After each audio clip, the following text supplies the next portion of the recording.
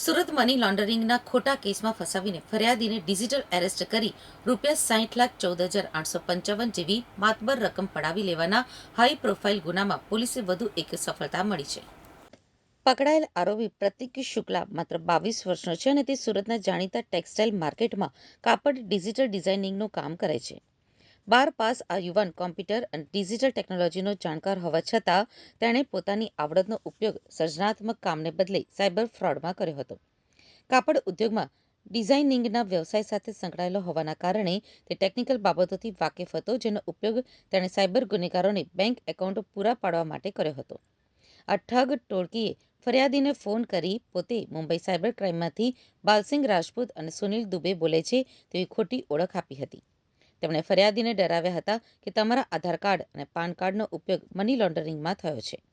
ફરિયાદીને કલાકો સુધી video call ઉપર ડિજિટલ એરેસ્ટ રાખી જેલની ધમકી આપી આરબીઆઈ વેરિફિકેશનના નામે ₹60 લાખથી વધુની રકમ આરટીજીએસ દ્વારા ટ્રાન્સફર કરાવી લીધી હતી. આ કૌભાંડમાં પ્રતીક શુક્લાએ મુખ્ય ભૂમિકા ભજવી હતી. પોલીસ તપાસમાં બહાર આવ્યું છે કે આરોપી પ્રતીકે અગાઉ પકડાયેલા આરોપી અંકુર કુશવાહનું આઈડીબીઆઈ બેંકનું ખાતું માત્ર ₹6,000ના કમિશનની લાલચે મેળવ્યું હતું. આ એકાઉન્ટ તેણે સાયબર ફ્રોડ કરતી ગેંગને વાપરવા માટે આપ્યું હતું. આ એક જ એકાઉન્ટમાં ₹24,81,960ના શંકાસ્પદ વ્યવહારો મળ્યા હતા. સૌથી ગંભીર બાબત એ છે કે આ એકાઉન્ટ દ્વારા દેશના અલગ અલગ 5 રાજ્યોમાં છેતરપિંડી આચરવામાં આવી હોવાની ફરિયાદો સમન્વય પોર્ટલ ઉપર નોંધાયેલી છે. આમ સુરતનો આ ડિઝાઇનર આંતરરાજ્ય સાયબર રેકેટનો હિસ્સો બની ગયો હતો. સુરત સાયબર ક્રાઇમ પોલીસે આરોપી પ્રતીક શુક્લાને કોર્ટમાં રજૂ કરી 2 દિવસના રિમાન્ડ મેળવ્યા છે. પોલીસ હવે એ દિશામાં તપાસ કરી રહી છે કે કાપડ માર્કેટમાં કામ કરતા અન્ય કેટલા યુવાનો આ રીતે કમિશનની લાલચે પોતાના કે અન્યના બેંક ખાતા સાયબર ઠગોને વેચી રહ્યા છે.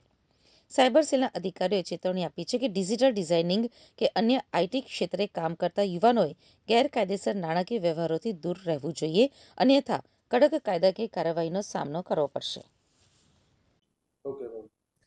2025નું એક ડિજિટલ એરેસ્ટના ગુનામાં અમે લોકોએ બીજા આરોપી પ્રતીક શુક્લાની ધરપકડ કરી છે.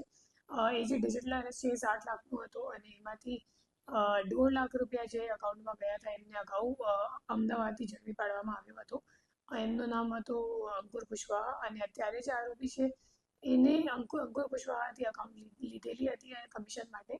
અને એ જે પ્રતીક શુક્લા છે અત્યારનો જે આરોપી છે એ હરિયાણામાં જે મુખ્ય ગેંગ ઇન્ડિયાથી કામ કરે છે એમને અકાઉન્ટ અને અકાઉન્ટની ડિટેલ્સ આપવાનું કામ કરતો હતો.